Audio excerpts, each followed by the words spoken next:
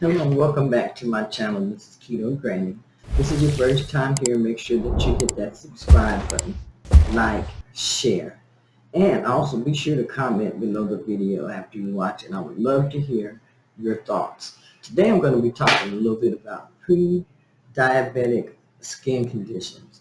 It was something that I was interested in because I had noticed someone that is very close to me that their skin had changed a lot.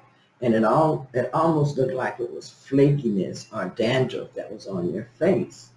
And so it concerned me, and I started doing some research. While I was doing this research, I found out that that was a skin condition of being pre-diabetic or being diabetic. So let's go ahead and discuss some of these conditions. I'm not going to discuss everything, but I'm going to discuss some of the conditions and also tell some of the ways that you can help combat these conditions to make them better.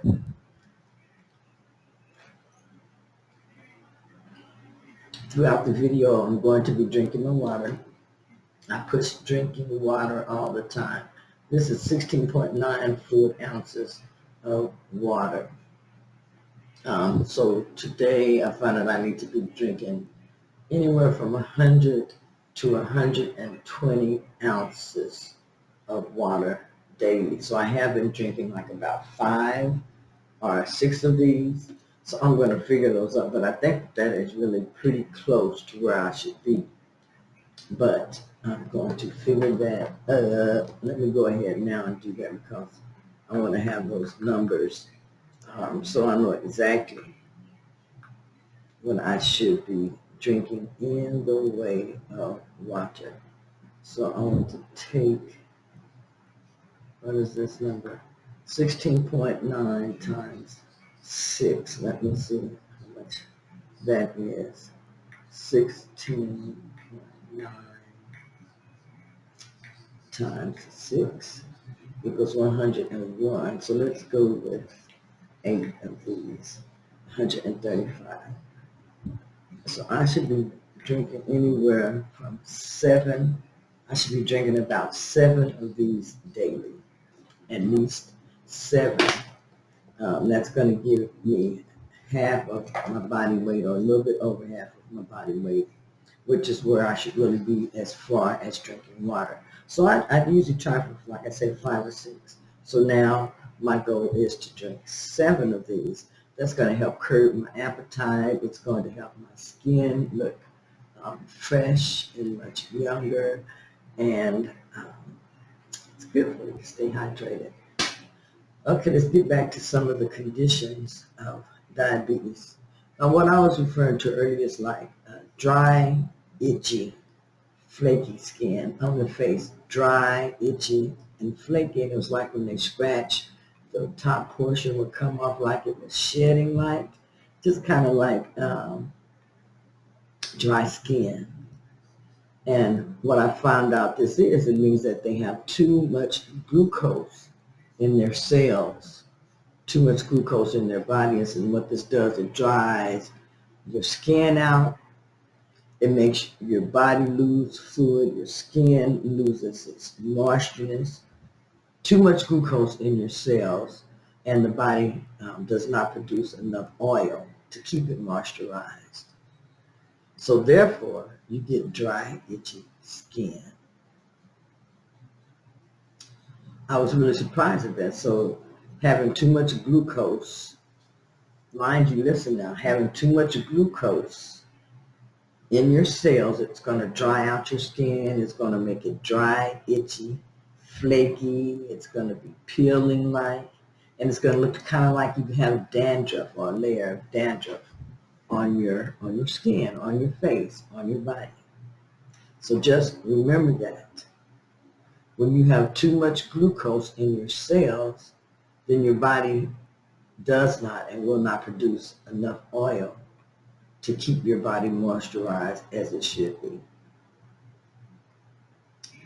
You want to be able to manage dry skin. This is going to be one of the ways that you're going to combat this skin condition, this pre-diabetic or diabetic skin condition.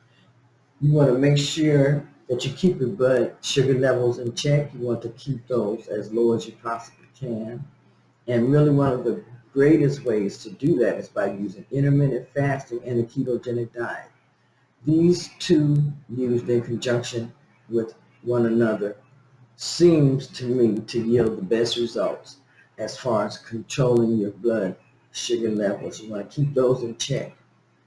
You want to also make sure that you're drinking plenty of fluids, plenty of water. Mainly water is what you want to be drinking. And I usually just stick mainly to water, and that way I don't really get in trouble with drinking my fluids. Sometimes I'll have some black coffee, sometimes I'll have some tea. Sometimes I may even have a sugar-free drink, and most of the time I drink water. It's just so much easier to keep track of, and you can never really have too much of it. Um, by doing this, drinking plenty of fluids are going to help you prevent having overly dry skin. It's going to help moisturize your skin also. So drinking enough water is very, very important in your diet.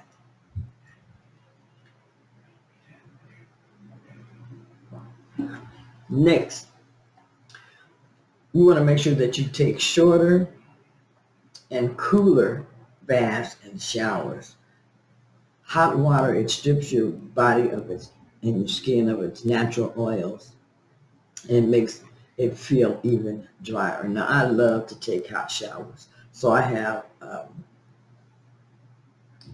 when I get in the shower, I'm in the shower for a while. And it's usually a hot shower. I love to take a hot shower. Then after I finish, I get under cold water, which makes my skin smooth and glossy, because what it does is it closes your pores. So I use that as far as helping keeping my skin looking nice and shiny. And then I will put on olive oil is what I like to use instead of lotions. I like to use, and I do use olive oil. I usually use extra dry um, virgin olive oil. You want to make sure that you use moisturizers. Moisturizers, especially after taking a shower and drying off, you want to make sure that you apply this to your skin. It's going to help seal in the moisture, and it's going to help prevent some of that dryness, which is one of your goals as far as relieving your skin condition. You want to make sure, like I said, drink plenty of water throughout the day to make sure that you're staying hydrated, because you want to replenish the fluids that you're losing due to diabetes. Make sure that you're replenishing your fluids and also that you're replenishing your electrolytes. I replenish my electrolytes. I like to drink a little bit of, put about a teaspoon of apple cider vinegar and some water occasionally. And I will put a little bit of lemon juice in here and a little bit of Himalayan pink salt. The Himalayan pink salt has a lot of different properties in it. It has a lot of different ingredients.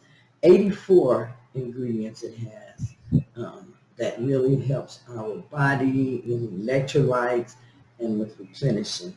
So the Himalayan pink salt, very good to use. I use the lemon juice that helps like with vitamin C and different things. And then I use the vinegar, and that's just to help with my gut biomes. So make sure you're drinking plenty of water throughout the day to stay hydrated, because you want to replenish your fluids due to the fluids that you're losing because you're diabetic or have pre-diabetes. Monitor your skin regularly. Make sure that you check your skin regularly. You want to check for infections. You want to check for swelling. You want to check for redness. You want to make sure that if you have any open wounds or sores that they are healing correctly. And then if you see something that is not usual or doesn't look right, make sure that you contact your doctor right away, so that if it is some type of infection or anything like that, you can go ahead and catch it and nip that in the bud right away. Some other um, skin conditions that you can have because you're diabetic is you can have necrobiosis, lipo, lipoitica. Let me see if I said that. Necrobiosis lipoitica. And it's an inflammatory condition. It's common with both insulin-dependent and non-insulin dependent diabetes.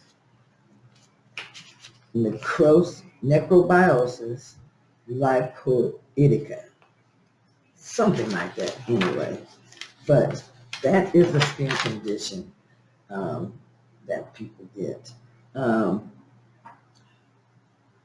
People with celiac disease have a higher risk for necrobiosis lipoitica.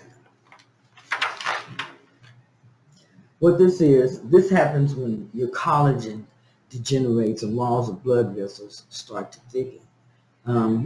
Make sure that you get tested for diabetes if you have the symptoms. It appears as small bumps on the skin. They may turn yellow or they may turn brown.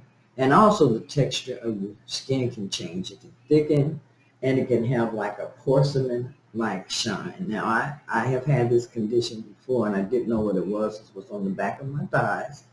And it was just like some slick, smooth skin that appeared, and it was dark in color, a shiny, smooth appearance. Anyhow, get tested for diabetes if you have the symptom. Small red, purple blood vessels under the skin. This can cause skin irritation and painfulness. Also, you can have what is known as acanthosis nigricans. Dark patches on the skin. It can occur in people with diabetes or who are overweight. And that was the one that I had, acanthosis nigricans. It can occur in people with diabetes or who are overweight. Your skin feels dry and velvety to the touch, not rough or anything. It feels very, very smooth, just smooth as a baby's bottom. Most common in areas such as your armpits, the back of your neck, your groin area, on your elbow. I had that on my elbow. And what it could mean is that you have too much insulin in your blood. And it's often thought of as an indicator of prediabetes or type 2 diabetes if you have this type of condition. Again, acanthosis nigricans. Dark patches on the skin. That is the one that I had. I was describing it earlier under the wrong one. But the one that I had is the dark patches on the skin. I feel like I had that because I was overweight. And like I said, it was right between my thighs and the back of my thighs and my buttock area is where these appeared on me. They did go away eventually on their own. Diabetic ulcers. This is a common skin problem for people with diabetes. It can occur anywhere on the body. It mainly develops on your feet and the lower legs. It's caused by damage to your blood vessels. You get it because you have poor circulation, and it slows down your healing. These skin ulcers can get to be very, very big. They may have to be packed and treated and different things like that. So these are things that you really, really want to avoid if you're pre-diabetic or type 2 diabetes. You can have nerve damage. Nerve damage is known as neuropathy. And when you have neuropathy, that's going to make you more prone to developing these ulcers that I'm talking about. Ulcers that are on your feet that don't heal immediately, you're going to have to seek medical care or treatment for those ulcers so that they won't worsen or become serious, because they can. And a lot of times this is why people maybe lose a limb, lose a foot, lose a leg.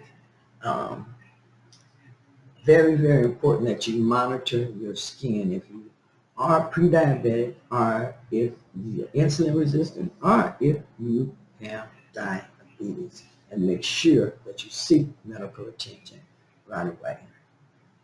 Something else, another thing that I want to talk about is digital sclerosis, and that's the skin on your hands and feet that becomes thick. It gets hard and it cracks. This can cause joint stiffness and makes moving and riding very, very difficult. You have tightness and you have stiffness in your joints. This is called digital sclerosis, and you will notice that a lot of people have this, especially a lot of older people. You can also develop blisters. You can also develop blisters, skin blisters. You can develop them on your feet or on your hands, and these are very painful. If you develop blisters, make sure that you notify your doctor also. They can give you treatment for all of this. Skin tags may also appear. I have skin tags that have appeared on me mainly. I believe one is in my eye right here. I have a skin tag there. And they can appear anywhere on your body. They're harmless, but have your doctor check them is what you want to do. But they can appear anywhere. Like I said, I have mine like in the corner of my eye, and sometimes it always looks like there's something in my eye, in the corner of my eye, but it is a skin tag. So these are just some of the skin conditions that I wanted to talk about and bring to your attention, because like I said, I saw this skin condition on someone that I'm very close to, that I care about. So I just wanted to know a little bit more about it, and I thought that I would share that with you. I hope that you find this information very, very useful. And also do your own research so that you will know what different skin conditions that you can have if you are pre-diabetic, insulin resistant, or have type 2 diabetes. Anyhow, this is Keto Granny. I hope that this is some good information. Remember, you want to keep your blood insulin levels low. And you can do that by using the ketogenic diet and intermittent fasting. Combining these two is going to give you some of the best results that you can get. I have used the ketogenic diet and intermittent fasting and have been able to lose 137 pounds. I kept off 100 of those pounds pretty easily. I did gain some back, and I'm almost down to losing those extra pounds. So I've been keeping daily weigh-in log, and this daily weigh-in log, it keeps me on point, it keeps me focused, and if I have any type of problems that are going on, I can catch them early before things really get out of hand. So weighing yourself in daily can also have its assets. A lot of people say that weighing in daily discourages them. I was one of those people. But you can use weighing in daily at different points in your weight loss journey to really be an excellent tool to keep you on track, keep you focused, and to help you develop your weight loss plan and set goals. So remember, all of these things can be used as tools. Anyhow, have a great day, and I'll see you next time. Bye.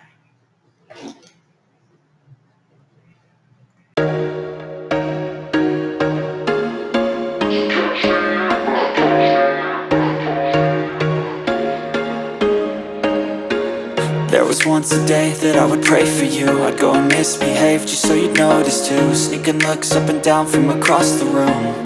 And damn, what a hell of a view. I feel good, you look great, I like you, I can't wait.